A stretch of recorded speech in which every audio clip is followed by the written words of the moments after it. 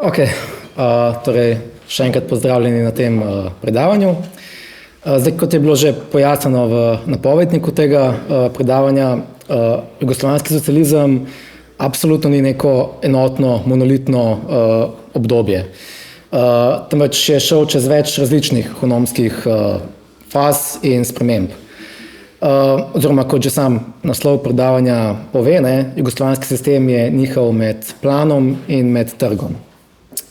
Lahko bi sicer poenostavili, da se nekako dolgoročno premikal predvsem od plana k trgu, ampak tudi to ne bi čisto natančno držalo. Zdaj, do teh premikov pa tudi ni nujno prihajalo zaradi neke notranje ekonomske dinamike jugoslovanskega socializma, ampak je poleg tega šlo še za notranje politične dejavnike in tudi za neke druge zunanje politične razmere takrat v okolici. Tako da danes ne bi ostali samo na ravni neke gole ekonomije, čeprav načeloma je predavanje pretežno tako zastavljeno, ampak bomo morali tudi nasplošno pojasniti neko politično ozadje, politično dogajanje v državi in v okolici takrat.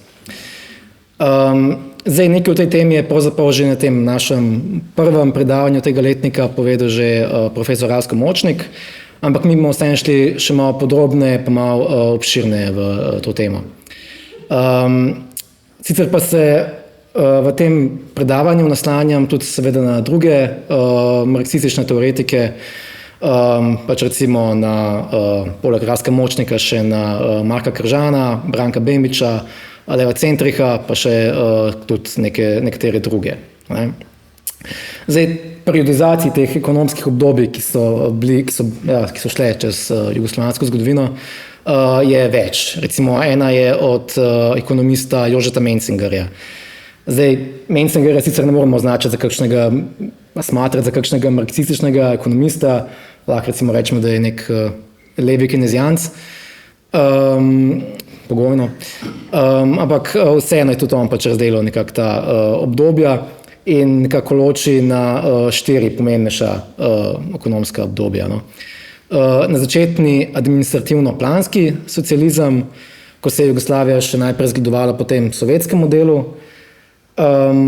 in potem na administrativno-tržni model, ki je nekako prišel z samoupravljanjem.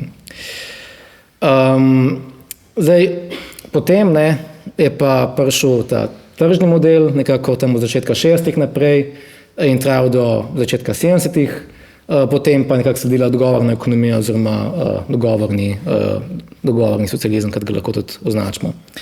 Zdaj, te meje, pač kdaj je kakšno obdobje se začelo, te meje so sicer nekoliko vprašljive, ponovadi te meje določajo po nekih zakonih ali pa kakšnih pravnih aktih ali čem podobno, tako da seveda pač te spremembe so bile bolj gradualne, tako da ne moramo zdaj reči, da se pa trgi socializem začel pa točno 62 ali pa 65 ali kaj tasga.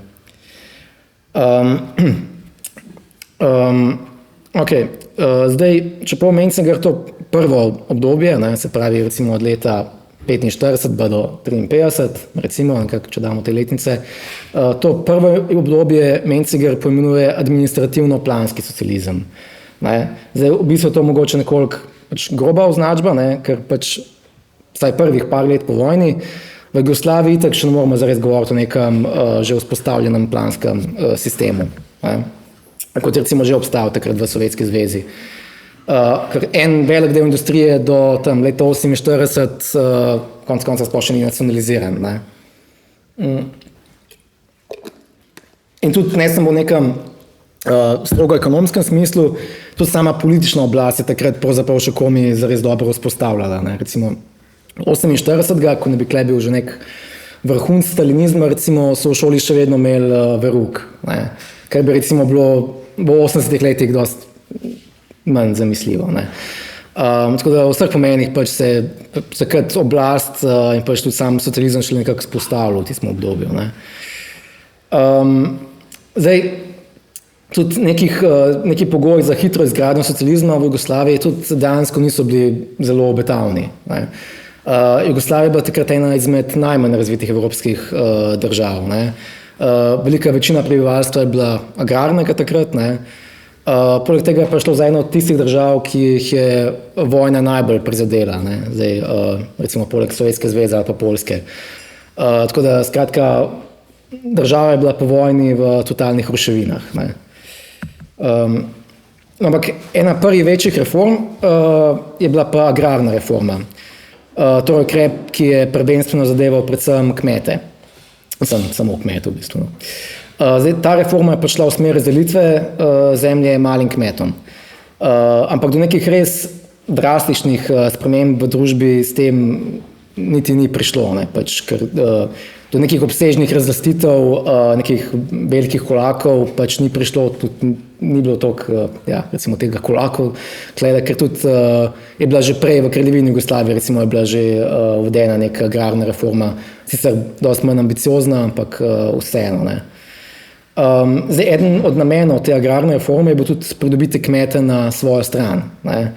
Zdaj, zemljo so komunisti porazdelili, ne pa pač tako podržavili, ne, in da bi potem to nasilo kolektivizirali, kar je recimo se v konc 20. začetek 30. zgodilo v Sovjetski zvezi, ne, pod Stalinom. Tako da geslo te jugoslovanske agrarne reforme se je glasilo zemljo tistemu, ki jo obdeluje, ne. V praksi pa je to izgledalo tako, da je pač vsa ta zasežena zemlja šla na agrarni sklad, ta sklad pa je potem to zemljo predal kmetom.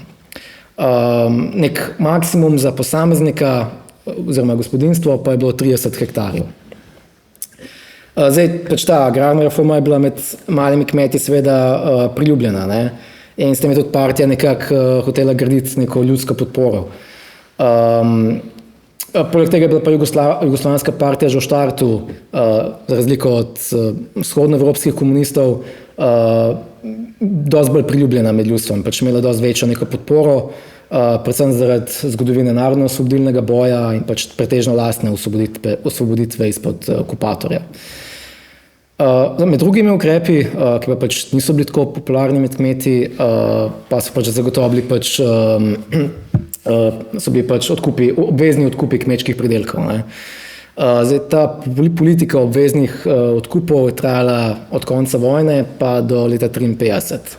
To je pač pomenilo, da so kmetje morali presežke tega, kar so pridelali, za pač neko pač precej nizko ceno prodati državi, ne. In tudi hrano so do 48. leta takrat kupovali na bone, pravzaprav. Da si je pač nekdo, ki ima malo več denarja, ne mogel pač potem nakupiti in nakupičati te hrane, ne. Tako da prva leta po vojni so zagotovo čase pač velike revščine, ne, in pomankanja, ne.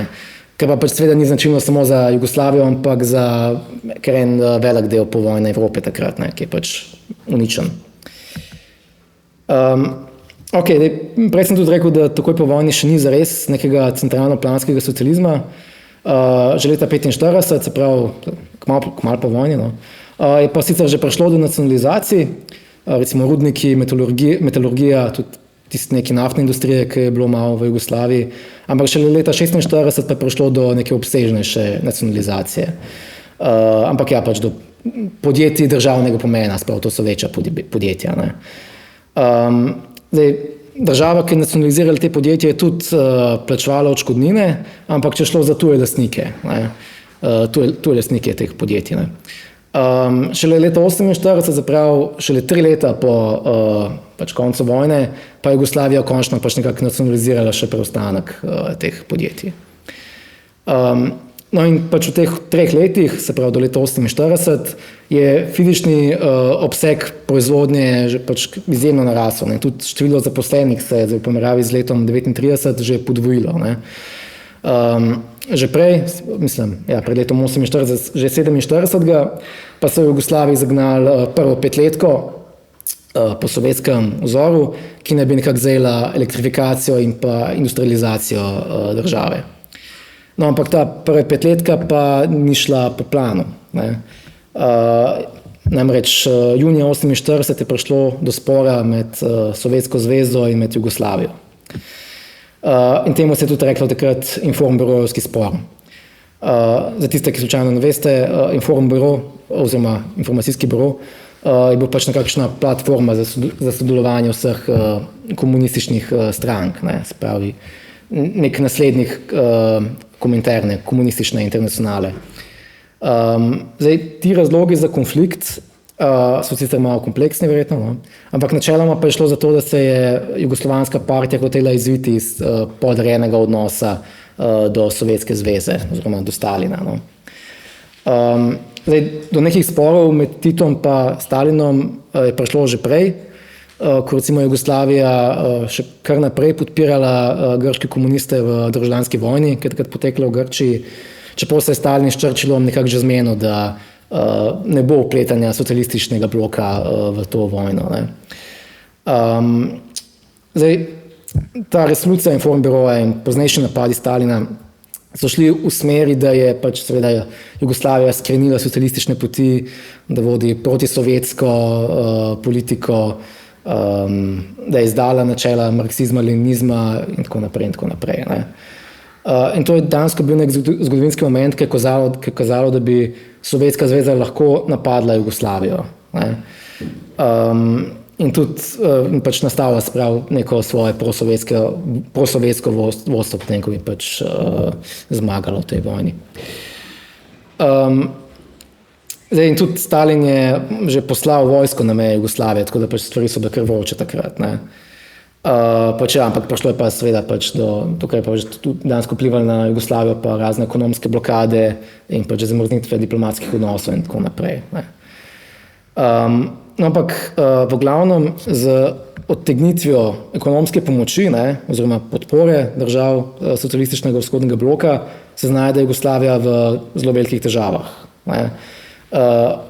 Ogromen del teh načrtov po vojni obnovi, o izgradnji infrastrukture je temeljil ravno na tej podpori vzhodnega bloka. Ne.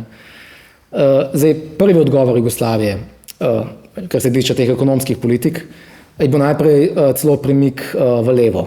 Ne. Se pravi, nekateri danes ocenjujejo, da so s tem jugoslovanski komunisti nekako hoteli dokazati, da so v resnici še kako trdno na neki socialistični liniji, ne, kljub vsem tem sovjetskim obtožbam, ne, o skrenitvi s prave poti. In recimo začeli so izvajati kolektivizacijo, sicer neko ustanavljanje zadrug je bilo že prej, ampak potem pa so dansko začela partija nekako aktivneje posegati v to, da je pač malo bolj forsirali pač to kolektivizacijo na podeželju, ne. Spravi združevanje kmetijskih posestev v te zadruge. No, ampak vseeno o tej kolektivizaciji ni bilo nekega res totalnega političnega konsenza takrat. Ne. Recimo, takrat je gospodarskemu svetu pa planski komisiji predsedoval Boris Kidrič, ne. Predtem drugač vodja prve slovenske povojne vlade. Zdaj, Kidrič ima kar močno vlogo pri usmerjanju gospodarskega razvoja v Jugoslaviji takrat, ne, torej poleg njega, ne, recimo tudi Kardelj ni bil ravno najbolj navdušen na to forsirano kolektivizacijo, ne. In tudi kolektivizacija, ta poskus kolektivizacije svoj vrh dosegel že leta 1951. Do sredine 50-ih pa je že prišlo počasi do zatona, ne, pač kmetje se nekako temu upirajo, se izčlenujejo iz teh zadrug, tudi potem je partija nekako ustavila neke večje aktivnosti v to smer. Ne. No, ampak namesto te sovjetske poti, ne, pa partija v začetku 50-ih, tudi pod vplivom Kidriča, ne, kot sem že omenil, začrta novo smer jugoslovanskega socializma in tej smeri so rekli samoupravljanje oziroma samoupravni socializem. Zdaj, zakaj je to res sploh šlo?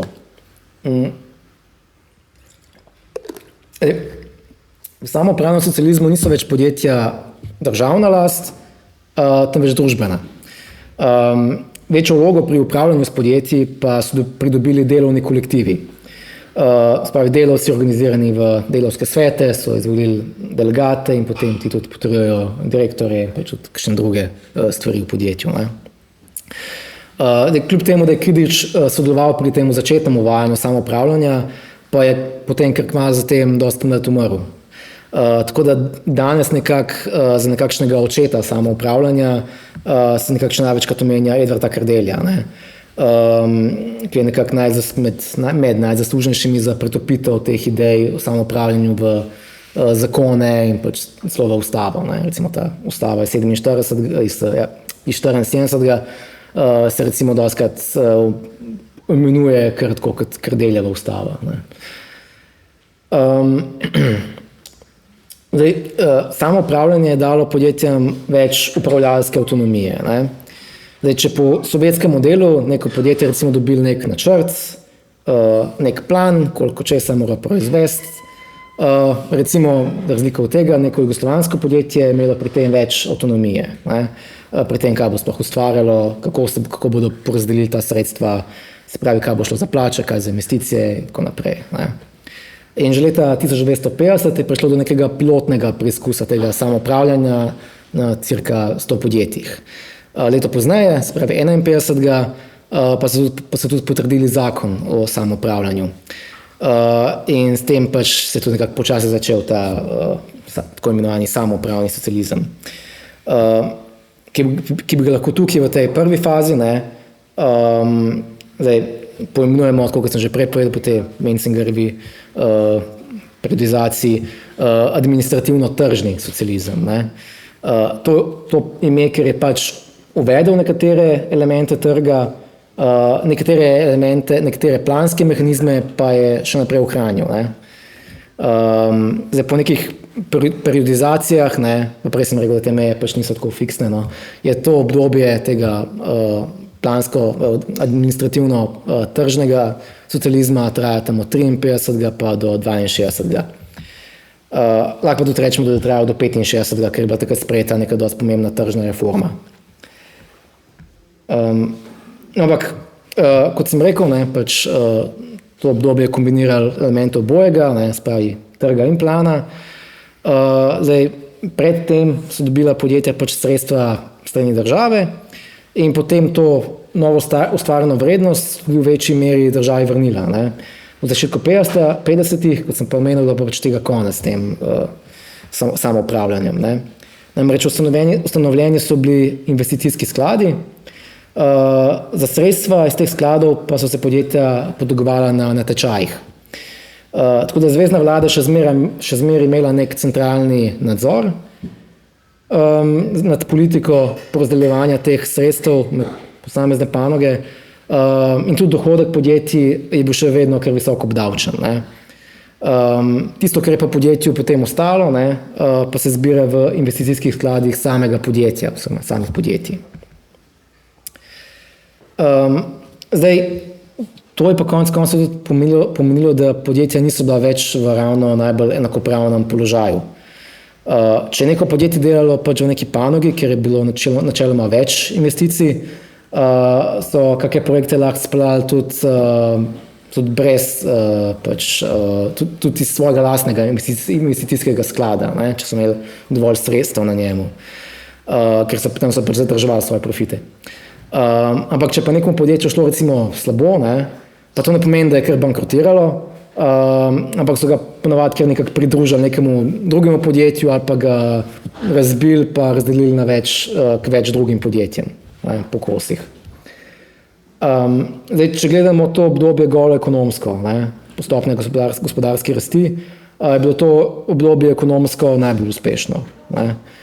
Povprečna stopnja rasti družbenega proizvoda je bila med leti 53 pa 65 8,1%.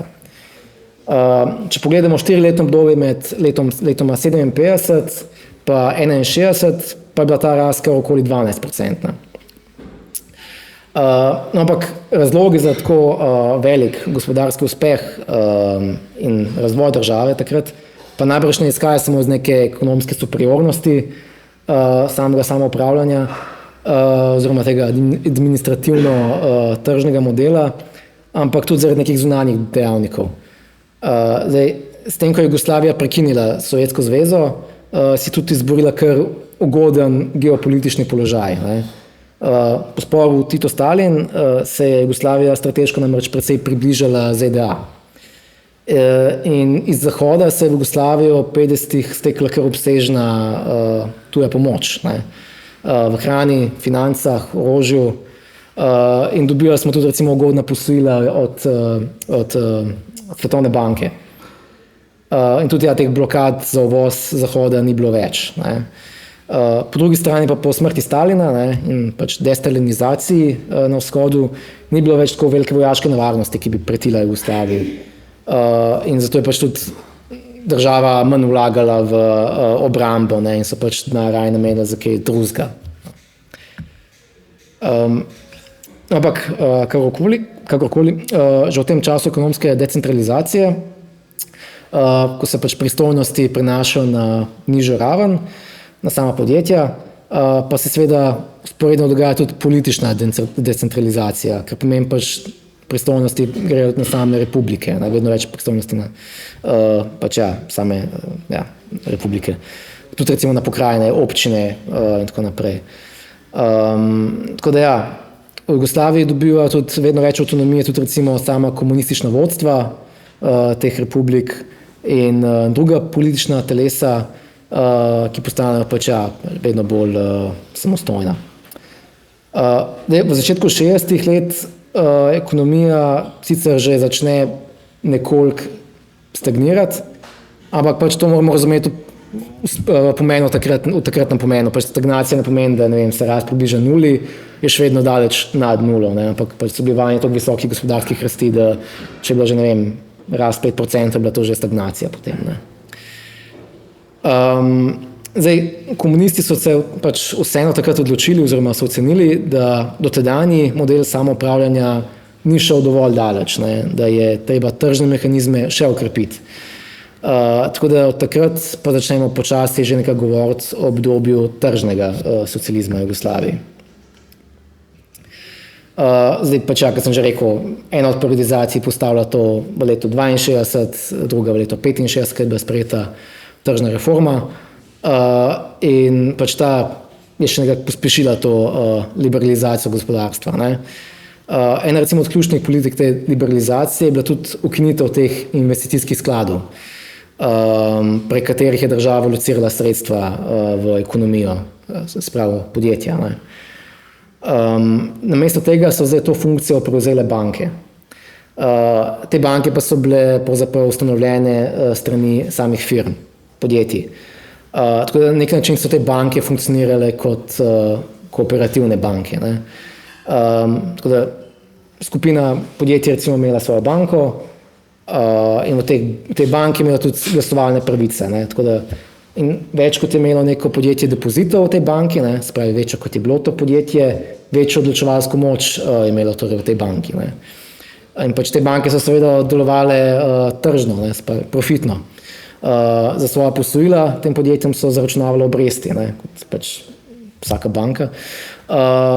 In posojala kredite za tiste neke projekte, za katere so pričakovali nek dobiček, ne. In pač tudi podjetja so seveda pač torej bila profitno naravnana, valjda, ne. Tako da, če je bil prej eden izmed ciljev podjetij to, da so ljudem omogočile delo, se pravi zaposlitev, sedaj temu ni več nujno tako, ne, ampak pač raje podjetja skušajo povečevati produktivnost. Zdaj, poleg tega podjetja tudi zdaj plačujejo nižje davke, tako da razpolagajo še z več enega denarja, ne, ki pač ni šel v državi. In tudi podjetja so prevzemala vedno večjo vlogo, recimo vlogo, ki bi bila drugače bolj, ki pritiče socialni državi, ne. Recimo gradijo počitniške kempe za delavce ali pa delavska stanovanja za njih in tako naprej. Tako da državi kot nek pomemben mehanizem, s katerim skuša načrtno usmerjati sredstva tja, kamor so pač najbolj potrebna, postane v bistvu sklad za nerazvite, ne. Se pravi, denar, ki je šel v manj razvite pokrajine, se pravi Bosna, Makedonija, Kosovo in podobno, ne. Zdaj, v povečevanje tržnih mehanizmov pa se je Jugoslavija usmerila tudi mednarodno, ne. V začetku 60. Jugoslavija tudi pristopi recimo k tržnemu sporazumu GATT. To je bil v bistvu nek predhodnik sedanje svetovne trgovinske organizacije takrat. Ne. Ampak ja, realno gre za to, da so se carine pač na uvoz znižale. Ne. In da pač ja, se s tem še dodatno sprosti mednarodna trgovina, pač predvsem z Zahodom. Ne. Ampak zdaj pa, če pogledamo to dogajanje v 60-ih še z vidika neke razredne dinamike, ti glavni zagovorniki samoupravljanja so vedno ponavljali, da je samoupravljanje del boja proti birokratizaciji, proti etatizaciji, ter da gre za polaganje ekonomske moči samemu delavskemu razredu. Kar je sicer mogoče delno res. Ne? Ampak hkrati pa se samoupravljanjem ni samo povečala moč proletariata, ampak predvsem tehnokracije. Zdaj, ta izraz tehnokracija, to se pač takrat ta izraz uporablja za razne menedžerske kadre, pač te direktorje v podjetjih, ne, ki pa niso nujno ideološko tako zelo zavezani socialističnemu projektu. Ne. Zdaj, prej sem rekel razredna dinamika. Zdaj, tukaj gremo lahko razpravijo, ti socialistični direktori so nek razred ali niso razred, ne, pač v skladu z neko marksistično teorijo, vsekakor vršijo nek nadzor nad produkcijskem procesu, čeprav niso dejanski lastniki teh podjetij. Ne. Ampak kakorkoli zagotovo ta tehnokracija je neka družbena skupina, ki se v tržnem socializmu še dodatno ukrepi. Čeprav je na deklarativni ravni samoupravljanja pač ta sistem povečal odločevalsko moč delavstva. In konec se tudi značaj delavskega razreda spremeni. Ne. S krepitvijo samoupravljanja, kar pač pomeni krepitje avtonomije posameznih podjetij, se tudi delavci ne enačijo več toliko z interesi celotnega delavskega razreda, ampak se vedno bolj enačijo z interesi svojega podjetja. Ne. Če si delavec v uspešnem podjetju, boš imel višjo plačo kot nekdo, ki v nekem manj uspešnem podjetju pravzaprav upravlja enako delo. Ne. Tako da delavci so na nek način prisiljeni v nek antagonističen odnos drug z drugim, ne, ker pač lahko prejmejo različna plačila za enako delo v podjetjih, ki med sabo tekmujejo. Tako da, če ti delovni kolektivi med sabo tekmujejo na trgu in so tudi med sabo izolirani, v bistvu niso več toliko delovni kolektivi, ampak vedno bolj neki podjetniški kolektivi. Tako da vidimo tudi torej, da so se ekonomske razlike med ljudmi začele povečevati, pa ne samo med ljudmi kot posamezniki, ampak tudi razlike po republikah. Ne. Če so se recimo v prvih letih socializma te razlike zmanjševale, pač največ sredstev se je načrtno investiralo v te pač najbolj ekonomsko zaostale predele države, so se te razlike med republikami že v 50 letih pravzaprav začele postopoma spet povečevati. Prej sem tudi rekel, da so podjetja raje večala produktivnost kot pa zaposlovala, ne. Pač ker bi bilo v neki kapitalistični ekonomski maksimi pač pravilno. Ne. Ampak ja, pač, če ni bilo res potrebno, ne, in ja, pač besedo pri temu, koga se bo na novo zaposlili, so imeli tudi delovni kolektivi, tudi delavci, ne. In potem oni raje niso pristali na zaposlitev dodatnega kadra, če ni bilo res potrebno, ker pač bi se s tem tudi njihov dohodek preporazdelil, ne, na več ljudi. Tako da druga stran tega je torej bila, da se je raven zaposlenosti začela stagnirati, ne, če ne celo mogoče zmanjševati. Ampak ja, recimo Slovenija pa Hrvaška zagotovo nista primer tega, pač, ne. To pač velja za južnejše republike. Ampak ja, v 60 letih je tudi recimo se ustvaril ogromen segment teh presežnih delavcev, gastarbeiterjev, zdomcev, ki so šli potem v Nemčijo, ne, iskat delo. Ne. Seveda pa ne moramo zdaj ukriviti samo teh samoupravljalskih delavcev za brezposelnost, pač to je samo en manjši del razlogov, pa že ne moramo misliti, da je zaradi tega prišlo do dejansko toliko večje brezposelnosti oziroma manjše zaposlenosti. Ok, to je sicer zdaj na ravni gole ekonomije, zdaj pa več o tem, kako so se ti procesi kazali na samem političnem prizorišču takrat. Ne. Zdaj, glavni nosilci te ekonomske liberalizacije in hkrati tudi politične liberalizacije so bili večinoma komunisti mlajše generacije, ki recimo za razliko od teh ljudi, kot so bili Tito, Kardel, Ranković, tako naprej, vsaj večinoma niso imeli neke revolucionarne, partizanske preteklosti in so tudi imeli manj neke ideološke socialistične trdnosti. Ne. Skratka, bili so dosti bolj tehnokratsko, oziroma liberalno usmerjeni partijci in tukaj so tudi dobili to ime, partijski liberalci. Ne. Zdaj, ti partijski liberali so takrat v 60 letih prišli na razne vodstvene položaje v nekaterih republikah. Ne. Poleg tega, da so bili nosilci liberalnih idej, ki so jih izvajali, pa so hkrati svojo oporo, svojo politično legitimnost iskali tudi v nacionalizmu. Zdaj, njihov cilj bila torej decentralizacija v ekonomskem smislu, hkrati pa tudi v krepitvi avtonomije posameznih republik. Ne. Pač skratka, čim dlje od Beograda, recimo temu, ne, v vseh možnih smislih.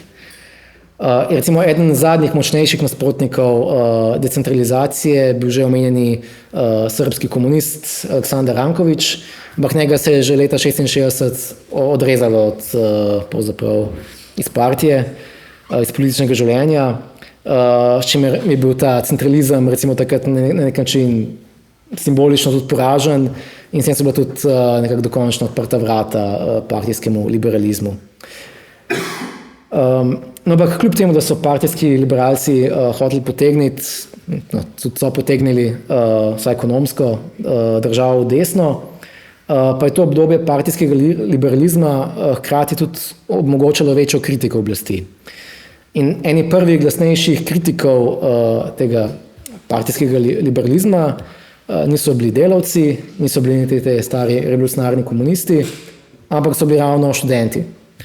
Oziroma levičarsko študentsko gibanje in tudi nekako širše gledano neka mlajša generacija levičarskih intelektualcev, ki pa jim je ironično lih to liberalno obdobje pravzaprav omogočalo večjo mero pač neke politične kritike, svobode govora, svobode tiska in tako naprej. Ne.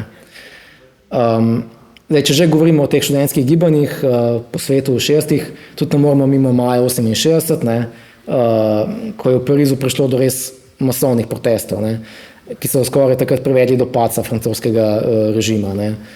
Francoski predsednik Charles de Gaulle je takrat že pravzaprav mogel z letalom prebegati v zahodno Nemčijo in pač tudi razpisal nove volitve, ampak je potem na teh ponovljenih volitvah še enkrat zmagal z veliko večino. Mislim, je desnica zmagala z veliko večino. Ampak te masovne proteste so sprožili najprej ravno študenti, ki so bili prav tako v veliki meri kritični do takratne francoske komunistične partije, ne, ki so obtoževali pač neke rigidnosti, oportunizma, manjko revolucionarnega naboja in tako naprej. Ne. Francoski komunisti so bili takrat v tistem času največja opozicijska stranka v Franciji, so imeli tam več kot 20% glasov so dobili na volitvah, takrat leta 67 pred temi protesti, tako so bili dejansko neka močna sila. Ne. No in pač par tednov po teh francoskih protestih se tudi v Jugoslaviji organiziralo levičarsko študentsko gibanje, ki je nasprotovalo tovrstnim nesocialističnim pojavom, ki jih je prinesla tržna reforma in ekonomski premik partije na desno. Zdaj, sicer to študentsko gibanje, če pogledamo danes z današnjega vidika, najverjetneje res ni toliko drastično vplivalo na sam razvoj države. Ne.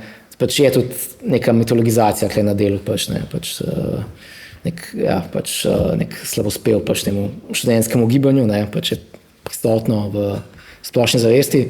Ampak se mi vseeno zdi kljub temu pač prav, da to epizodo predstavim.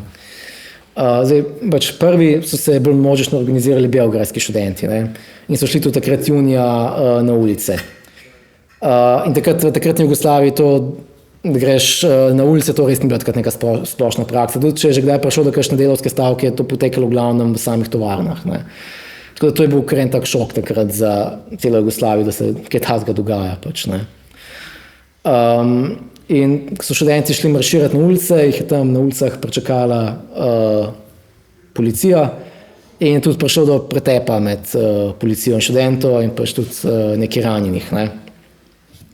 Tako da po tem obračunu študentje se odločijo, da ne gredo več na ulice, ampak se namesto tega odločijo za študentsko stavko, spravi bojkotirajo predavanja in zasedajo univerzo, ter jo preimenujejo v Rdečo univerzo Karla Marxa. Spravi na dvorišču so imeli razne govore, recitale, kjer so pač udarjali po tako imenovani rdeči buržoaziji in tako naprej in pač po oblasti na splošno, ki je pač po njihovem izdala pač neke revolucionarne socialistične ideale in tako naprej. Ne. Zdaj, meni recimo je kar poveden en posnetek, drugače tudi na YouTubeu ga lahko najdete, kjer igralec Stevo Žigon, drugače slovenskega porekla, recitira tam pred množico študentov en odlomek iz drame Dantonova smrt. Pač takrat se v Beogradu uprizarjal. Ne. In pač ta drama opisuje te dogodke v času francoske revolucije in Stevo Žigon tam recitira nek Robespierrev gromovniški govor, ne, v katerem pač Robespierre glasno obračuna z tako imenovanimi grofi revolucije, ne, se pravi nekimi nekdanjimi revolucionarji, ki so pač pozaprav revolucijo izkoristili za svoje osebno bogatenje in postali neke vrste nove aristokrati. Ne. In študentje so pač temu Žigonovemu recitalu pač potem glasno hronsko ploskali, pač to lahko vidite v tem posnetku, ker je bilo pač totalno jasno, pač na koga se nanaša ta govor, pač, ne, na takratno pač tehnokracijo, takratno partijsko oblast. Ne. No, ampak mediji, ne, so pač takrat v pogrom na študenti, ne, v smislu, da gre itak za neke privilegirane razvajence, ki tako in tako živijo dosti boljš, kot pa vsi ti delavci, za katere se zavzemajo. Ne. Ampak visoki politiki so bili pa takrat v glavnem tiho, ne, ker so vsi čakali na to, kaj bo rekel Tito, ne, ki pa se več ni oglasil takrat. No, potem 9. junija pa je Tito vseeno le imel televizijski nagovor. In v tem svojem nastopu je rekel, študenti so v pravu, se pravi, študentje imajo prav. Tako da Tito je pač povedal, da je zahteve študentov treba vzeti v obzir in da so se v državi res nagrmadile prevelike razlike in je tudi obsodil pojav teh privatnih podjetij in druge nesocialistične prakse in priznal, da je partija res delala napake in da je poskušala odpraviti. Ne. In celo rekel, da če bo neuspešen pri teh odpravljanju napak, da lahko tudi odstopi, ne, kot predsednik. Tako da no, tudi del tega govora lahko najdete na spletu. In potem pač v famoznem govoru Tita so študentje razglasili zmago, ne, se pravi, to je to, Tito je na njihovi strani in tudi s tem so študentje to svojo stavko in zasedbo končali. Ne. Zdaj, to pa seveda ne pomeni, da je tudi dejansko v ekonomiji prišlo do nekega velikega preloma, ne, sem zato, ker se pač tam Tito oglasil na televiziji in rekel, študenti so v pravu. In da bi zdaj kar tako je prišlo do nekega premika na levo. Tako, ne. Se je sicer takrat zaradi tega dvignila minimalna plača, tržnih reform pa pač ni bilo zdaj zaradi tega konc. To se pa vseeno na nek način upočasnile. Oziroma na katerih mestih ostavile, ne, se niso pospeševale. Tako da te demonstracije študentov vseeno mogoče so bile v nekem smislu zelo uspešne, no, delno. No, ampak je to, kar se tiče dogajanja v Beogradu. Da v Sloveniji pa je bil najpomembnejši predstavnik partijskega liberalizma absolutno Stane Kavčič. Ne. On je bil od leta 1967 naprej predsednik Slovenskega izvršnega sveta. To prevedeno pomeni, da je bil pač vodja slovenske vlade. Ne. In on je bil tudi precej priljubljen, precej karizmatičen in kot pač partijski liberal je seveda tudi znal igrati na neka nacionalna čustva. Ne. Cilj njegovih ekonomskih politik bil pa pač tržna liberalizacija in vključevanje Slovenije v mednarodne trge. Slovenija je bila zato sploh posebej primerna, ker je bila pač blizu meje z Avstrijo in na meji z Avstrijo in Italijo, ne? Oziroma na meji z Zahodom. Ampak prvi nek dogodek je pa zamajal njegov položaj oziroma položaj partijskega liberalizma v Sloveniji, je bila pa tako imenovana cestna afera leta 1969. Takrat so namreč na jugoslovanski ravni delili sredstva posameznim republikam za infrastrukturne projekte, za gradnjo cest, kot sem že rekel. In Slovenija od Beograda ni dobila teh želenih sredstev, ne, za katere se je prijavila. Takrat so gradili ta odsek primorske avtoceste v 70 letih, oziroma takrat je bila že narejena. No. In zdaj, tako je s to zavrnitvijo, ne, strani Beograda, so v Sloveniji že začela medijska kampanja proti Beogradu. Ne. Recimo v Večeru je potem šel članek, Slovenci so bili potegnjeni za nos, ne. Beograd je Slovence potegnil za nos. In pač so mediji šli v tone poročanje, kako v slovenski denar gre za projekte po jugu države Jugoslavije, ne. Da pač denar gre za nerazvite in to je nekako podžigalo ta slovenski nacionalizem takrat. Ne. In proti tej odločitvi Beograda, da ne dodeli sredstev Sloveniji, pač drugim projektom, so celo sledili pač neki manjši protesti. In Kavčič je svojo podporo gradil ravno na temu nacionalizmu. Ne. Zdaj, ne morem zdaj govoriti o nekem agresivnem etnonacionalizmu, pač ne bi šel zdaj toliko daleč, no, ampak je pa pač vseeno. No. Bi bilo to pretirano reči, ampak je pa zagotovo lahko rečemo, da je to nacionalizem. No. In pač tudi Kavčič je aktivno nasprotoval odločitvi Beograda. Ne. In to je bil tudi prvi takšen spor med eno od republik pa federacijo. Ne. In tudi temu sporu je sledil partijski vrh, na katerem je Tito označil Kavčiča za nacionalista. Ne. Ampak se mu vseeno nič ni zgodilo, je še naprej ostal predsednik izvršnega sveta. No, ampak pač, to je bilo pač v Sloveniji še dosti bolj drastično, zdaj, kar se tiče pač te jakosti nacionalizma, pa je bilo takrat na Hrvaškem.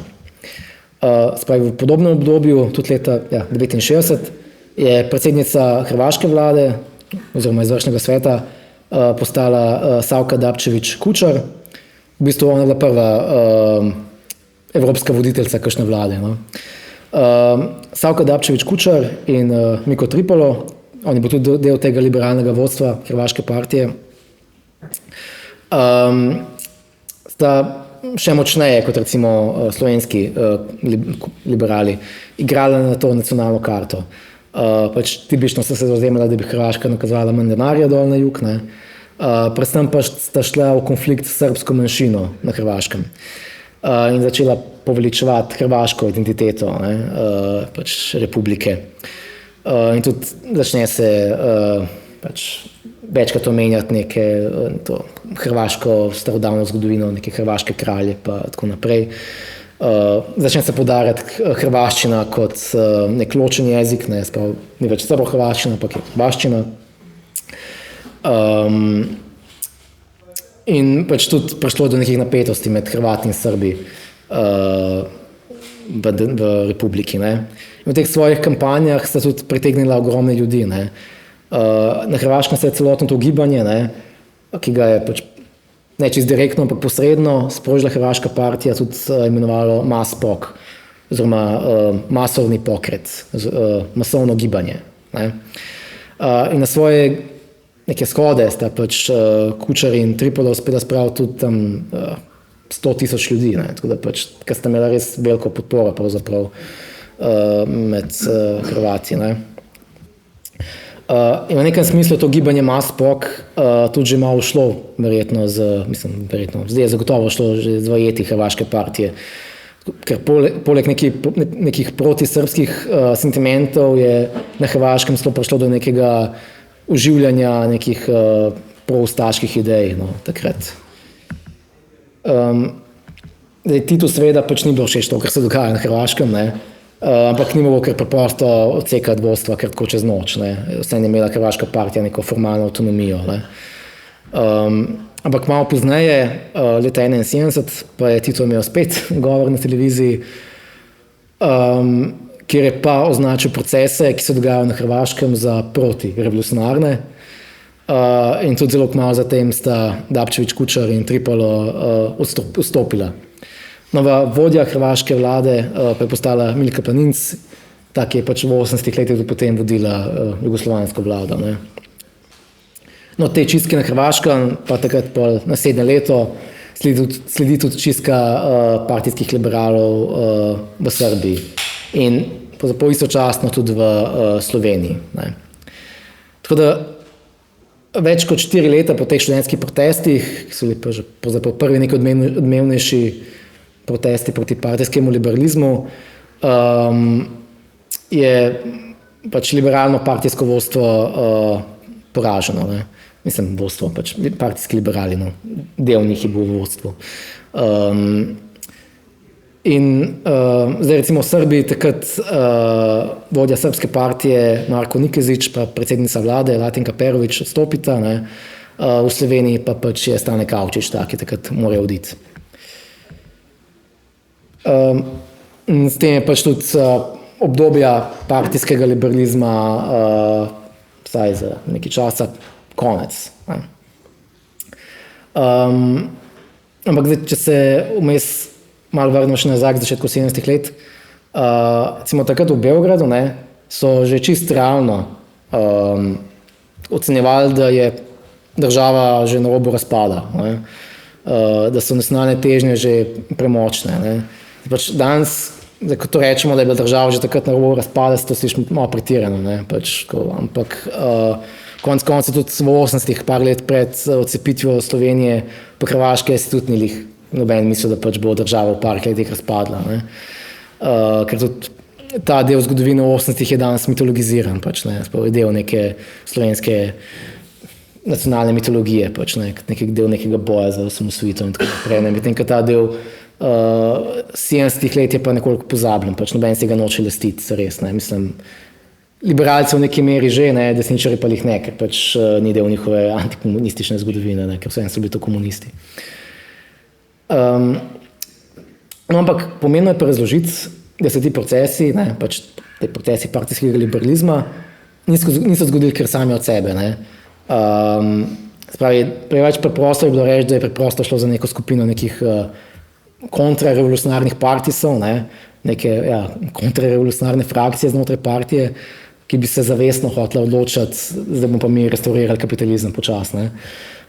Pač ne, v bistvu to je takratne komuniste silila tudi deloma sama struktura socializma takrat, ne, sam model, ki ga je imela Jugoslavija.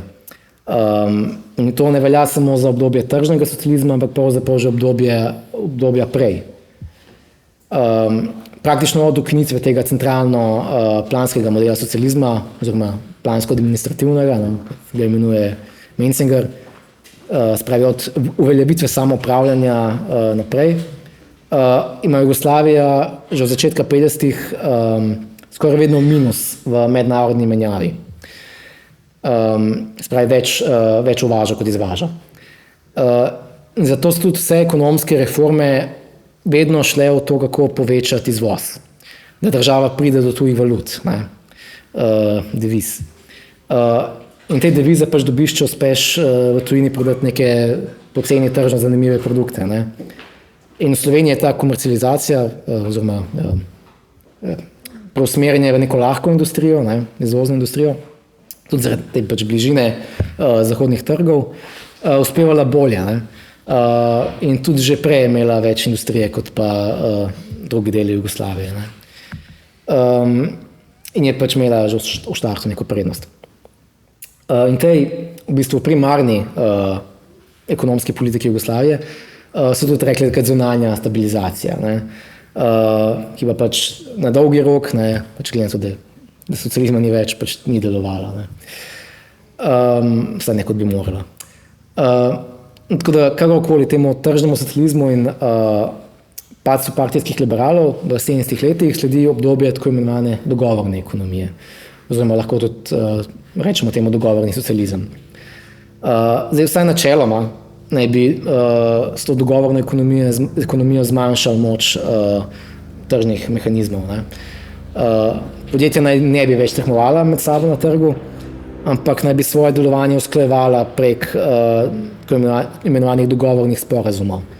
Prav tako naj bi se pa zmanjšala moč tehnokracije, spravi teh menedžerskih kadrov.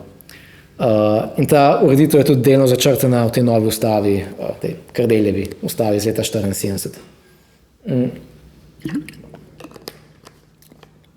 Je pa seveda več nekih interpretacij, kaj se je sploh zares spremenil s tem dogovornim modelom socializma. Ne.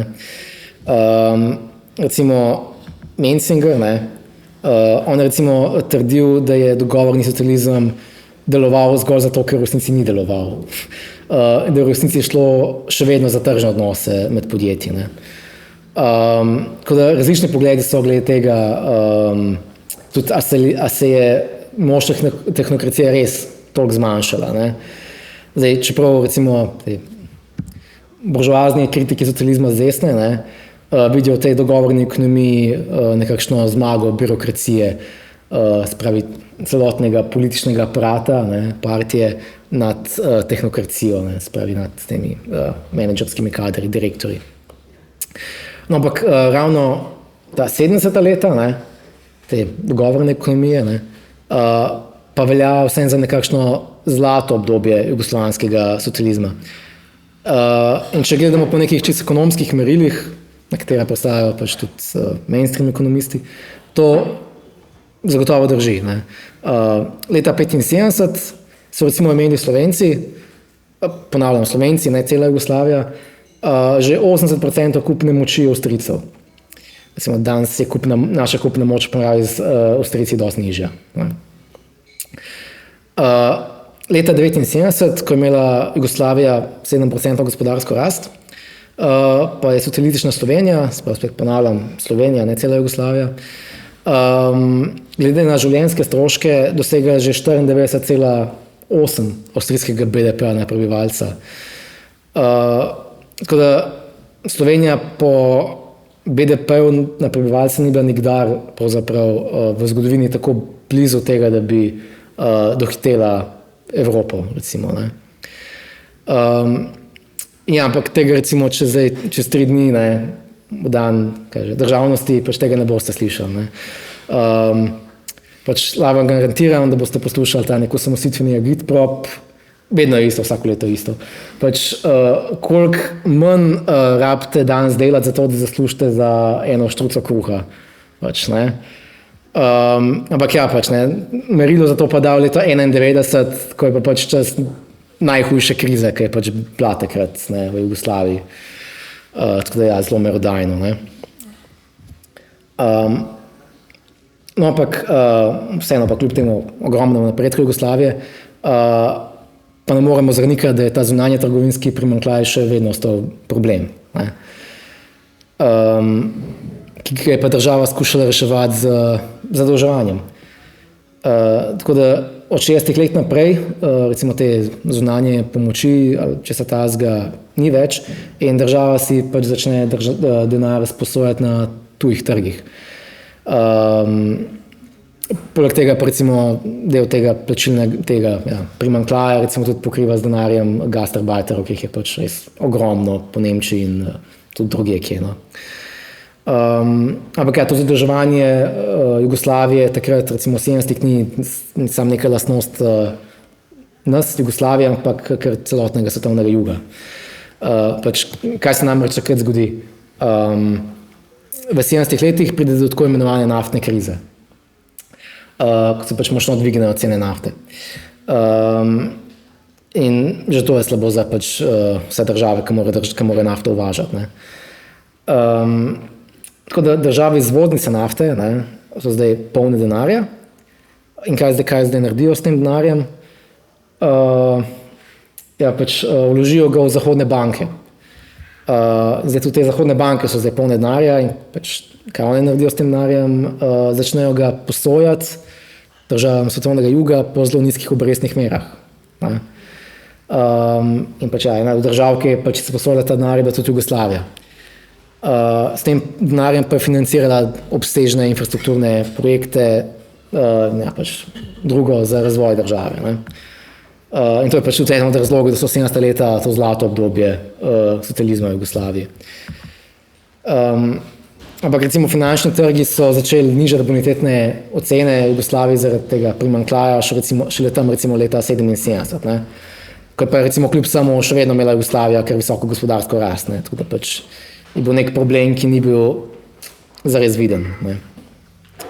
No, ampak pravi preobrat pa se zgodi konec 70 let, v času še ene naftne krize. Ne. In iz tega, iz te naftne krize pa tudi sledi visoka inflacija, ki prizadene tudi ZDA. In zato pride v ameriški centralni banki do odločitve o dvigu obrestnih mer. Se pravi, inštrumentov, s katerim se ponovadi skuša zajeziti inflacijo. Ne. In temu dvigu obrestnih mer se tudi reče Volckerjev šok. Pač ta Paul Volcker je bil šef ameriške centralne banke, zato se tako imenuje. In posledično je to pomenilo, da so se tudi obresti za jugoslovanski dolg s tem pač te obresti povišale. Ne. In ta dolžniški razvojni model Jugoslavije ni več deloval, ne, tako kot je včasih. In dolg, ki ga Jugoslavija mora pač odplačevati s tem, mislim, odplačuje ga v dolarjih, ne, ker je pač tudi problem, se pač s tem poveča. Ne. Zdaj, do Titove smrti, ne, maja 80, ti problemi sicer še ne izbruhnejo. Ne. To zadnjo desetletje jugoslovanskega socializma, pravi 80, se je recimo začelo s tem podpisom sporazuma z Evropsko gospodarsko skupnostjo.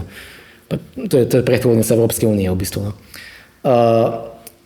Kar še dodatno zniža ali v bistvu celo odstrani neke carine, s čimer se država še temeljiteje inkorporira v zahodne evropske trge. Ne. Malo zatem, pa je po Titovi smrti, no, pa se že začne kazati kriza, država težko odplačuje ta dolg in zaprosi za pomoč IMF, spravi Mednarodni državni sklad, da sploh lahko odplača te dolgove, ne, ki so se nakopičili. Zdaj, neki desničarski kritiki socializma pogosto pravijo, da je ta kriza izbruhnila takrat, oziroma natanko po Titovi smrti, zato ker se je vse do takrat kao skušala ohraniti neka fasada sistema. Ne. Ampak dejstvo, da brez tega Volckerjevega šoka te krize v 80-ih mogoče sploh ne bi bilo v taki obliki, kot je bila. Ne. A pa bi recimo prišla še dosti pozneje. Tako da ni neke ekonomske nujnosti, da bi jih takrat izbruhnila ta kriza. Če ne bilo tega Volckerjevega šoka, bi se mogoče tudi drugače stvari lahko odvile. Ne. Ampak ja, pač konec koncev so danes države, ne, pač te postsocialistične republike imajo vse dosti višji dolg od takratne Jugoslavije, pač sem, da danes to ni več tak problem na mednarodnih trgih. Ne. Do leta 83, ne, je Jugoslavija pravzaprav že povsem padla pod nadzor tujih upnikov. Ne. Ampak moramo razumeti, v tuji upniki to pomeni pač IMF, Svetovna banka, tuje komercialne banke, ne, in tako naprej. In pač zahteve teh tujih upnikov so seveda varčevalni ukrepi, ne. In pa seveda razne reforme v smeri tržne liberalizacije, kot pač vedno. Ampak ti ukrepi, ker pač pri varčevalnih ukrepih ponavadi velja, itak ne delujejo, in dolg države se ne zmanjšuje. Da v tem obdobju, spravi od 82 do 86, je bila predsednica izvršnega sveta Jugoslavije Milka Planinc, in ona je pač izvajala to politiko IMF-a. Ne. In standard v Jugoslaviji takrat v 80-ih je kar konkretno padel, za kako tretjino, ampak moramo razumeti, da to za Slovenijo ne velja v isti meri kot za države jugoslovanskega juga. Ne. Pač jug federacije je bil neprimerno bolj prizadet. Ne. Tam je dejansko bila resna kriza. Ne. Problem v Sloveniji ni bil, da bi se dejansko res drastično povečala revščina, pač čeprav tudi Slovenija stagnirala. No. Ampak je bil problem bolj pač ogromna inflacija, pa recimo to, da je zmanjkalo energentov, da so bile redukcije elektrike, redukcija nafte, se pravi, je bil par, ne par, niso mogli vsi avtomobili voziti na isti dan po cesti. Recimo, doskrat si mogel čez mejo po kakšno staro trgovino, ker je državi tega zmanjkalo. Ampak kljub temu je socialistična Slovenija, se pravi Slovenija, ne Jugoslavija, do konca 80. let imela polno zaposlenost in tudi je ohranjala neko raven delavskih pravic in tudi recimo nekateri segmenti socialne države so se v 80. celo povečali, recimo porodniška se je celo malo podaljšala v 80. letih. Ne. Tako da sistem kljub temu vsaj v Sloveniji še vedno je funkcioniral, ne. Nekako. Pa tudi recimo kakšni večji infrastrukturni projekti, recimo jedrska elektrarna Krško, recimo, to je bilo dokončano v 80. letih. Ampak ta dobra kondicija Slovenije pa seveda neprimerljiva z stanjem recimo Kosova, ne? Ker so se ekonomske razlike med republikami še bolj skokovito povečale v teh 80 letih. Ne?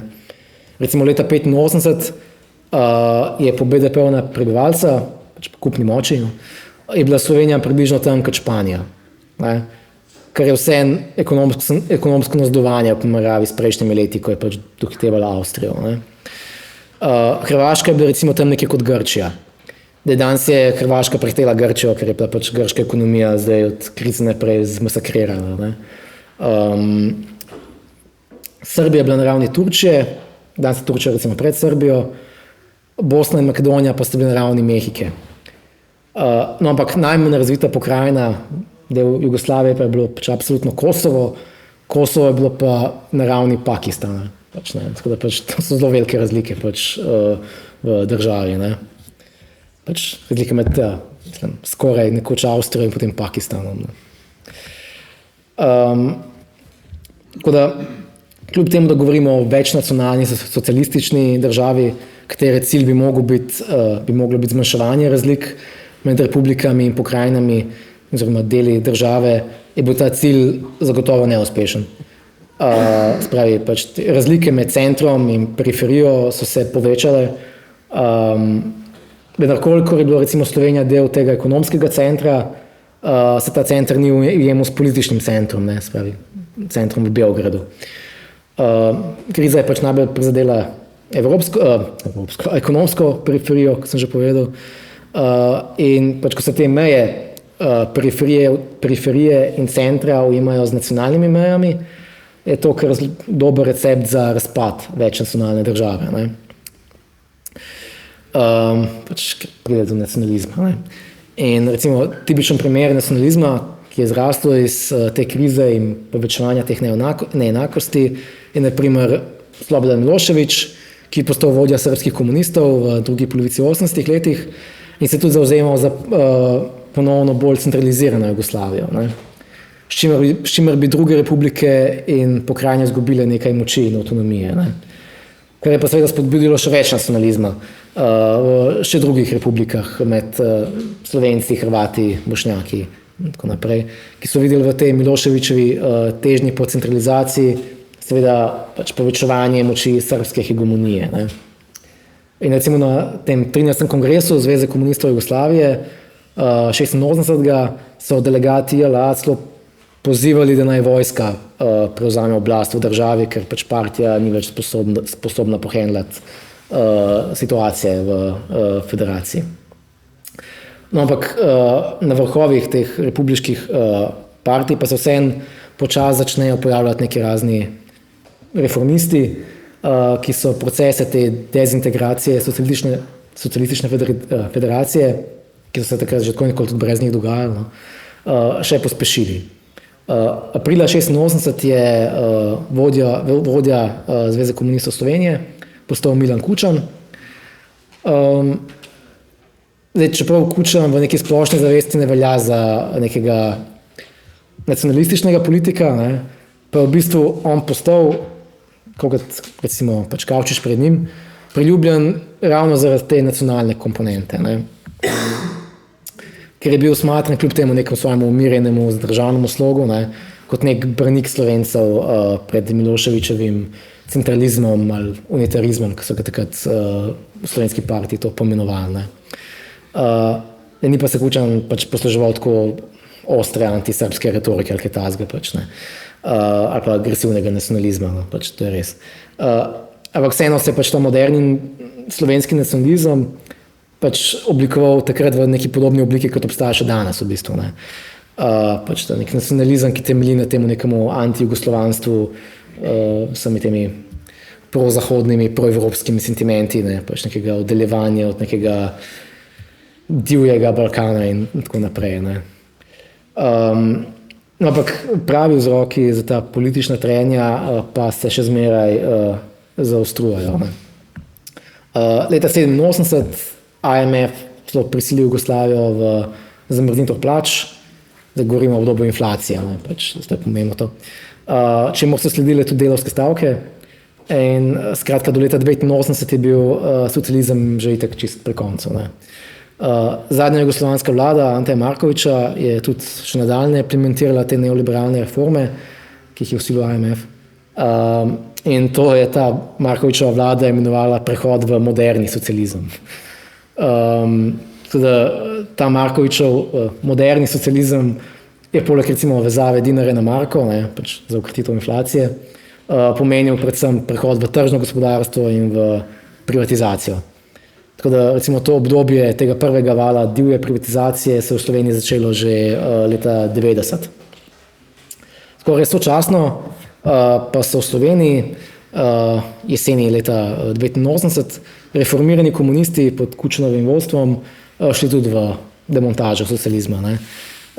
Sprejeli so namreč amandmaje k ustavi, s katerimi so se komunisti prečrtali kot vodilna stranka države oziroma republike.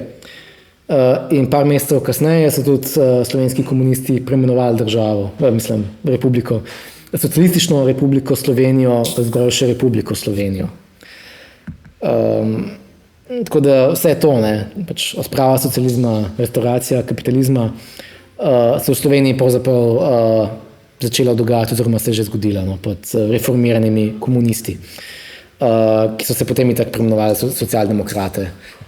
Oziroma najprej Stranka demokratične obnove, pa potem Združena lista socialnih demokratov, pa potem samo še socialni demokrati. Tako da vsi nastavki so bili v bistvu pač že tu, ne, pač po umaknitvi leta 1991 se ta ekonomska liberalizacija pač zgolj še nadaljevala. Tako da že v tem prvem valu privatizaciji pa so eni od pogostih udeležencev te privatizacije bili ravno te nekdanji rdeči direktorji, ne, direktorji teh socialističnih podjetij.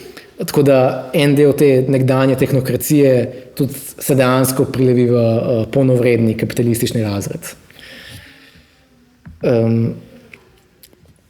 No, ampak zdaj v zadnjem delu predavanja pa vseeno lahko še malo pretresemo to zgodovino jugoslovanskega socializma, še enkrat jim povečamo neke možne zaključke. Levičarski teoretiki, Žan recimo, ki sem ga že omenil, smatra med temi 4 obdobji, ki smo jih analizirali, prvi 2 obdobji za progresivni. Pravzaprav edino te 2 obdobji smatra za progresivni. To sta obdobji, ko se je pač neenakost, pravi predvsem neenakost med republikami manjšala. In za te obdobje je tudi značila neka visoka raven gospodarske rasti. Po njegovem torej ne drži, da sta bili prvi 2 obdobji, ne, že preveč zbirokratizirani in pač, da so bile neke reforme v smer trga zaradi tega nujne, ne. Ampak da sta imeli tu obdobje kljub temu še vedno dosti nekega potenciala. Kržan recimo še trdi, da bi mogla Jugoslavija predvsem težiti k odpravi predvsem tistih trgov, ki so specifično kapitalistični. Recimo Kidričev prvotno zamišljeni sistem samoupravljanja, ki je pač tudi funkcioniral do začetka 60-ih, je po njegovem pač imel nastavke tudi za nadaljnjo gradnjo socializma, v katerem vladajo tržni odnosi med podjetji, medtem ko investicije v ta podjetja pa še vedno ostajajo planska. Za analizo te jugoslovanske dinamike med prevlado plana in trga pa moramo tudi omeniti ekonomistko in politologinjo Susan Woodward, ki kljub temu, da ni Jugoslovanka, je ena od večjih avtoritet na tem področju. Zdaj, Woodward pri tem vprašanju, spravi vprašanju, kdaj je Jugoslovanska partija dala prednost trgu, kdaj pa planu, se osredotoča predvsem na zunanje geopolitične okoliščine. Spravi, če so na primer pogoji za pridobivanje kapitala iz Zahoda bili dobri, če recimo ni bilo nekih vojaških groženj, trenj, je dala država prednost lahki industriji oziroma industriji nekih potrošnih dobrin, neki lahki industriji, ki je bila izvozno usmerjena, kar pač pomeni večji pomen trga. Ko pa se je zunanja situacija poslabšala, ko se recimo poveča možnost kakšnega vojaškega spopada, če se tazga, pa da država prednost težki industriji, ki koristi predvsem vojski, ker je pač torej bolj planski princip. Ne. Zdaj, Woodward ta dva modela, ki se izmenjuje, tudi poimenuje. Prvega označi za tako imenovani slovenski model, ker je pač najbolj značilno za to republiko in ima tudi pač Slovenija nekako najboljše izhodišče za ta model. Ne. Drug model, ne, ki je pa bolj avtarkičen, se pravi samozadosten, pa poimenuje Foča model, oziroma če prevedemo iz angleščine fočanski model. Foča je namreč neko mesto v Bosni, tam na vzhodu Bosne, ker je bilo takrat, tam je bilo v bližini Foče bilo skoncentrirano največ te neke težke industrije, rudnikov pa takih stvari. In tudi tam v Bosni je bila pač prav ta vrsta industrije nakopičena namenoma, ne. Recimo, če je bila Jugoslavija kdaj napadena, pa bodisi strani Sovjetske zveze ali pa z strani Zahoda oziroma NATO, bi bila verjetno Bosna med zadnjimi okupiranimi teritoriji, ne, ker pač najdlje od nekih zunanjih meja države. In bi tudi nek odpor, ne, če bi ga pač država takrat vršila in tudi neka proizvodnja materijala za vojaške namene, za obrambo, pač bi to še najlažje funkcioniralo, če bi bilo pač to stacioniran tam. Medtem, ko bi bila Slovenija verjetno med prvimi okupiranimi, pač ne, če bi se zgodili kaj takega. Tako da, če še enkrat poenostavimo, ko je situacija dobra, gre Jugoslavija pa po poteh slovenskega modela, ko je situacija slaba, gre po poteh tega fočanskega modela. Zdaj, to ne bi se recimo zgodilo potem, ko je recimo po korakanju sovjetske vojske na Madžarsko, ne, ko se je pač Jugoslavija malo ustrašila, da se kaj takega lahko tudi zgodi tudi njej, ne. Ali pa recimo po zasedbi Češko-Slovaške 68, ne, ko je pač takrat sile Varšavskega pakta zasedle državo. In pač se je tudi Jugoslavija ustrašila, pač spet, mogoče se pa to lahko zgodi tudi nam in je pač nekako bi se lahko takrat usmerila malo bolj v ta fočanski model. In pač mogoče, ne, recimo bi ta napad imel res lahko večji vpliv, ne, takrat na neko zaustavitev tržnih reform, kot pa neke študentske demonstracije nekih, v bistvu malo številnih študentov, pač ne, par tisoč ljudi, pač ne, mislim, da bi to imeli nek velik vpliv na sam ekonomski potek razvoja države, ne. Woodward pomeni še en element zgodovine jugoslovanskega socializma, ki bi po njenem lahko tudi prispeval k težavam jugoslovanske ekonomije. Omeni recimo to, da Jugoslavija ni izvedla tako imenovane prvotne socialistične akumulacije. Zdaj, ta koncept prvotne socialistične akumulacije že zadnjič v zadnjem predavanju omenil Nejc Kralj, ne, ko je predaval o zgodovini centralnega planiranja v Sovjetski zvezi. Ampak bomo še enkrat pač to malo ponovili zdaj. No. Zdaj, če na hitro vrišem sam izvoren Marksov primer prvotne akumulacije kapitala, ko so pač v Angliji kmete spodili z zemljišč, ne, in so na tej zemlji potem naredili pašnike za ovce, ne, torej za tekstil v bistvu. Kmetje so bili pač, ki so bili zdaj brez zemlje, so bili pač prisiljeni v mesta in tam so postali proletarci. In delali ravno kot tekstilni delavci, ne, ponovadi.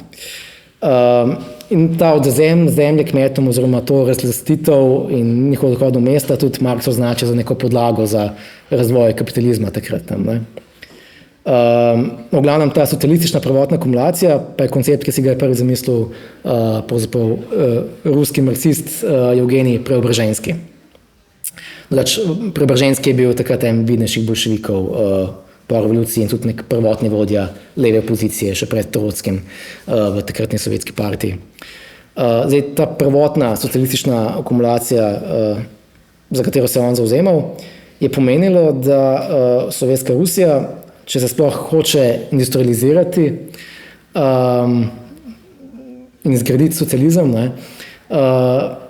da mora vir za to izgradnjo, da lahko ta vir črpa zgolj z razglasitvijo oziroma pritiskom na kmetstvo. Spravi razglasitev in pritisk na kmeta pač pomenita tudi recimo kolektivizacijo podeželja in dovolj nizke odkupne cene pridelkov. Da državi, ki te pridelke odkupuje, ostane dovolj presežka denarja, s katerim se investira potem ta izgradnja industrije. Skratka, če ponostavim, ko sovjetska država nima dovolj, ker sovjetska država nima dovolj sredstev za izgradnjo socialistične industrije iz pač praktičnega niča, si mora prisvojiti oziroma pritisniti na agrarni sektor in ga prisiliti v neenako menjavo z državo. Da torej se država od njih odkupuje pridelke pod ceno. Cene potrošnih dobrin, spravi končnih produktov, pa mora država postaviti dovolj visoko, da industrijskemu sektorju stane dovolj denarja za nadaljne investicije. No, kakorkoli že, Udort pravi, da Jugoslavija ni izvedla prvotne socialistične akumulacije, kar je res. Poskušala se je konec 40. In v začetku 50. let sicer iti v to kolektivizacijo, ampak ne tako forsirano kot v Sovjetski zvezi in da tudi dosti hitro opuščena, ker sem pač že razložil. Pač ker ni škotla iti v nek oster konflikt z kmetstvom. Ampak je ta sredstva za izgradnjo industrije in investicije morala poiskati drugje, če pač ni šla v to prvotno socialistično akumulacijo. In to alternativo pač temu iskanju teh sredstev je videla v zunanjem kreditu. In s tem tudi konec koncev postala odvisna od zunanjih trgov. To je pač interpretacija od Woodward. Ampak kljub tej tezi, pa Jugoslavija vseeno je prvo leta po vojni, kot sem že rekel, izvajala vse te obvezne odkupe pod ceno, tako da nekatere politike v bistvu so približno šle v to smer vseeno. In tudi v prvi polovici 50-ih je bila tudi sprejeta nova politika cen. Cilj te reforme je bila ravno regulacija cen osnovnih surovin, da bi bile te dovolj nizke. Po drugi strani pa povečanje cen končnih produktov, da ne bi to spodbudilo industrializacijo. In jo tudi je. Ampak prvenstveno je koristilo republikam, kot je bila Slovenija, ker je bilo pač največ te industrije, ker je bilo pač del ekonomskega centra države. Recimo, medtem ko je Bosna, ki pač ni izvažala toliko nekih končnih produktov, ampak bolj surovine, je te surovine poceni prodajala. Recimo, kaj se je zgodilo? Fruktala recimo kupi poceni slive iz Bosne in potem dosti draže prodaja nek slivov sok ravno v Bosno. Tako da pač Bosna ostaja nerazvita, Slovenija pa prosperira. Tako da tudi take proindustrijske politike pač imajo lahko pač neke probleme tukaj, gre lahko v neko napačno smer. Ampak kakorkoli sem že dojel, da sem že nekoliko dolg. Tako da ne bom preveč opletel z nekim zaključkom. Tako da tudi verjetno ne moramo dati neke res dokončne sodbe, kaj vse je šlo z jugoslovanskim sistemom narobe, pač da je na koncu propadel.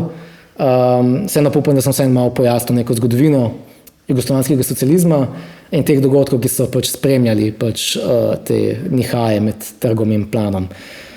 Tako da to je tudi konec koncev moj zaključek in se vam zahvaljujem za pozornost. Tako da hvala.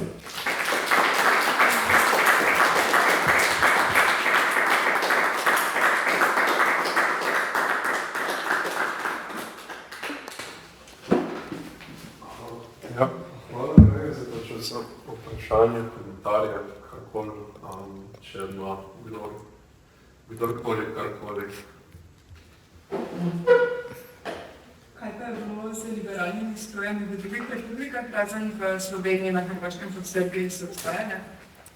Mislim, da niso bili tako močni, zato ker so bili tako drugačni v ekonomskem položaju. Ne. Pač njim partijski liberalizem ni toliko koristil. Mislim, že Srbija pač ni bila del ekonomskega centra. No. Mislim, tako da to je zelo pač povezano. Pač, ne. Partijski liberalizem je najmočnejši pač tam, ker jim je pač ta ekonomska liberalizacija tudi najbolj koristila. Ne. Pač, tako da v Bosni z razlogom pač ta pojav ni bil tako močen, kot pa recimo v Sloveniji. Ne bi bil smiselen. Ne bi bil smiselen pač, ja, ne. To vprašanje, mislim, če sem dobro razumel, ta odgovor. Ja. A ona pravi, da ta platna industrija je avtomatsko tržna? Mislim, večji tržni potencial ima za izvoz. Ne. Pač neko rudo, ne vem, očitno Jugoslavija ni tako uspešno izvažala, kot pač, ne vem, pralne stroje Gorenje ali kaj takega pač, no, ne. Mislim, ne vem, tako rekel. Ampak ja, pač šlo je za to, pač, da pač te stvari, ki so recimo pomembne za vojsko, pač, ne, neke osnovne panoge, so bile pač stacionirane glavno v Bosni, pač tudi zaradi nekih čist naravnih danosti te države, ne. Medtem, ko Slovenija je pač imela neke predispozicije za lahko industrijo že prej, ker jo je tudi imela, ne, že prej. Ja, razumem. Ne, poznaš še kaj to avtorico, a ona, ta model, kaj ona razvila za Jugoslavijo, to ne se zdi v bistvu smiselen za kjerokoli državo? Ja, ona je napisala neko knjigo Brezposelnost v Jugoslaviji enkrat v 90-ih letih in se pač s tem obsežneje ukvarjala. Tudi nasploh se pač en velik del njene pač teorije je vezana na Jugoslavijo. Tako da v bistvu jaz sem se seznanil z njo prek tega, ko sem pač se seznanil z Kržanom. Kržan pač dosti črpa iz nje pravzaprav. Hvala. V bistvu to, kar se zdaj na koncu, stekel, se pravi, v tem tržniškem modelu razvoja v 70-ih, koliko je bila to neka politična enotnost glede tega, zdaj, ki se je razlagal o nasprotjih slovenskega pa hočevskega modela, to je, koliko je bila enotnosti glede tega, kako je izgledal velik frakcijski boj, če je bil okoli teh politik. Mislim, da takrat nekih hudih frakcijskih bojev v 70-ih letih ni bilo, ker je pač ta liberalni del partije tako in tako odrezan. Tako da ne moram čisto točno vedeti, kakšen sem, ne vem, priznam, da ne vem čisto točno dobro, kakšna bila dinamika pač notranjih procesov partij takrat po obračunu z partijskim liberalizmom, no. Ampak v bistvu razen tega, da so se pač te partijski liberali mogli umakniti, niti ni prišlo do take razlike, no. Pač mislim, sicer kritiki socializma pravijo, da pač, če bi partijski liberalizem zdržal, dlje, da pol mogoče ne je prišlo do tazga zadolževanja, zdaj to je zdaj vprašanje, no, pač, no.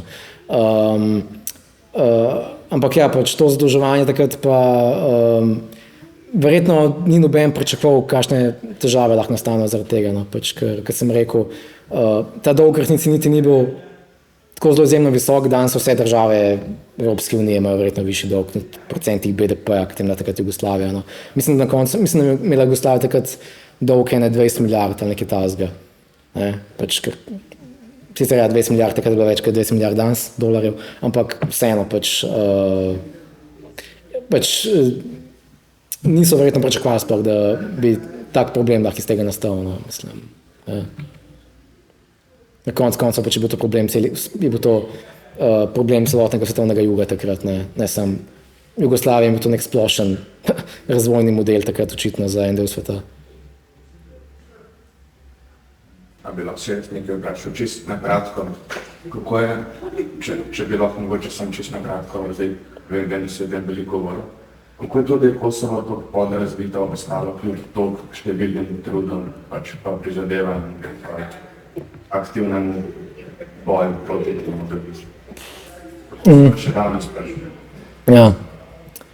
Mislim, se tudi verjetno, če zmečeš pač možen denar pač v neko državo, ni zanimivo, da bo zaradi tega se industrijsko res hitro razvila. Ne. Pač vseeno že v samem štartu, pač ne vem, v Sloveniji recimo, ne vem, je bila po drugi svetovni vojni praktično, mislim, velika večina ljudi je bila pismenih, ne. Medtem, ko pač že na Kosovu je tudi sama izobrazbena struktura bila dosti nižja, drugi predpogoji so bili pač, ne, kot pa pogoji recimo Slovenije, tako da je dosti težje pač recimo, ne vem, tudi iz tega izhodišča, kljub silnim investicijam, potem to hiter zagnati nek razvoj nekega dela sveta, no, po mojem. Ampak ja, nekega natančnega odgovora pač ne, kaj je šlo narobe pri temu vse, da niso kljub vsem tem sredstvom, da se ni Kosovo bolj razvil, pa ne morem dati, ampak takrat v teh prvih letih, se pravi tam od 45. pa do začetka 50. pa te razlike med republikami so vse zmanjševale, tudi med nekim Kosovom pa Slovenijo, takrat zagotovo so vse zmanjševale, ne, ker je šlo največ sredstev za tja, ampak s tem pojavom pač vedno močnejših tržnih mehanizmov, pa je tudi pač to, ker je ostalo Kosovu, so več je bil ta sklad za nerazvite, ne. Ampak to očitno vse ni bilo toliko denarja, pač, no, kot je bil tega denarja takrat konec 40. recimo. Oziroma ni bilo takih proporcij, no, teh sredstev kot takrat.